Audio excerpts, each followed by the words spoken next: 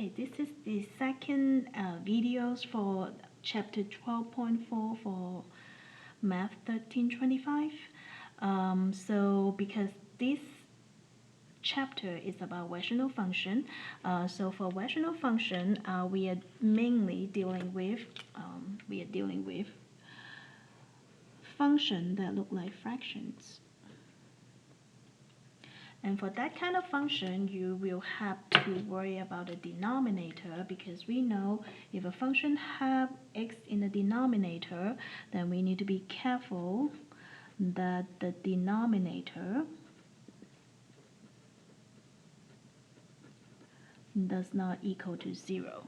So because we are attempting to graph a rational function in this chapter, so we're going to use some of the information we have learned from 1324 about rational function, how to find the domains, how to find the asymptotes and the intercepts. And if you have a difficult time with this topic, I would be happy to send you some videos from my college algebra classes. Just email me. I didn't want to load too many videos under your class. It may be overwhelming for other students, but if you need additional help, please let me know. Okay, so the first part, we are just doing part of the really long question. So this section and the last section probably the most difficult part of this semester. The questions are pretty long and intense, so bear with me, okay? So when we found domain, remember we say denominator cannot equal to 0. So all you need to do is say, okay, the bottom part cannot equal to 0, but other than that, x can be any number, right? So if we say x cannot equal to 0, then domain, depending on what kind of format they want to see, you can say all real number except x cannot equal to 0. Or you can say it's starting from negative infinity to 0, skipping 0, and then pick up to infinity. So either one of these answers would be okay with me. On my math lab, they may want interval notation. So this particular question, if you graph it, x can be any number. You just need to skip x equal to 0. But all the other one would be okay. Negative infinity to positive infinity, like that. All right, so this is the basic one. Let's look at the second one. The second one, we also need to make sure the bottom part cannot equal to 0. If you want to try, you can pause the video, and after you're done, you can check your answer, okay? So here, cannot equal to 0. X minus 7 cannot equal to 0, so x cannot equal to positive 7, because if you plug in positive 7 here, make the bottom part equal to 0, right? So when I write my domain, I can say all real number except 7, or I can say negative infinity to 7 and then 7 to positive infinity. So either one would be okay. All right. So the last one, also the same thing, right? And if you said this cannot equal to 0, this is x plus 2 times x minus 2 cannot equal to 0. So basically, x cannot equal to negative 2 and x cannot equal to 2, right?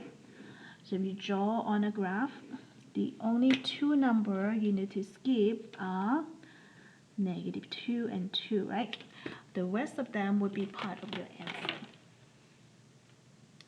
So, like negative infinity, this go to positive infinity.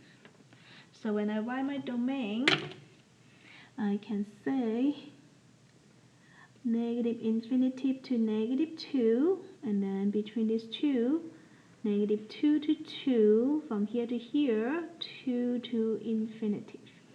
So that would be the domain part. And finding domain, if you know how to do it for rational function, is going to help you with the next topic, which is finding vertical asymptotes. So vertical asymptote is basically the spot on the x on the graph that they kind of have to skip. So rational function usually come in pieces, and the domain is a good indicator because it's telling me, okay, x cannot touch 0. So that's kind of like an invisible line telling me that the graph cannot touch that point. So when you need to find vertical asymptote,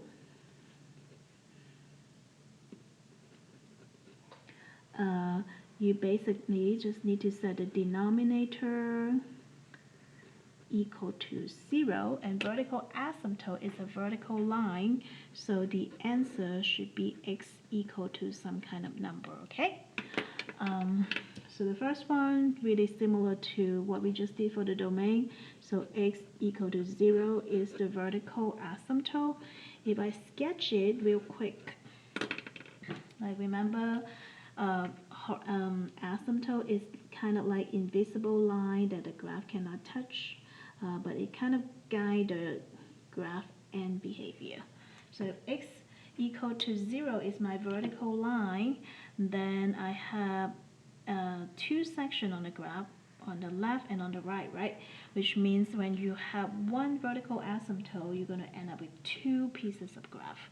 So the vertical asymptote is x equal to 0, and I will end up with two pieces of graph for this here. So right now we are only finding vertical asymptote for this section. So this say x squared minus 1 at the bottom. So if they ask you, so by the way, asymptotes are invisible line that guide the and behavior of the graph. Okay, if you need to stop the video and write down, that's okay. I know my handwriting is horrible today. So asymptote is invisible lines that guide the end behavior of your graph. Okay, all right, the second one, again, when we found vertical asymptote, all we need to do is set denominator equal to 0. So I have x squared minus 1 equal to 0. So I can factor this as x plus 1, x minus 1. So I will end up vertical asymptote of what? So if you tell me it's -1 and 1, that's not quite right because they need to be vertical line, right? So it's going to be x equal to -1, x equal to 1. So just be careful, that's a very common mistake, forget to put x equal to.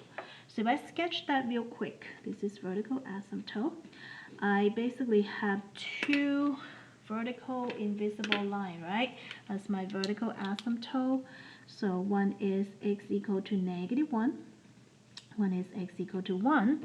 So this time I ended up separating into how many sections?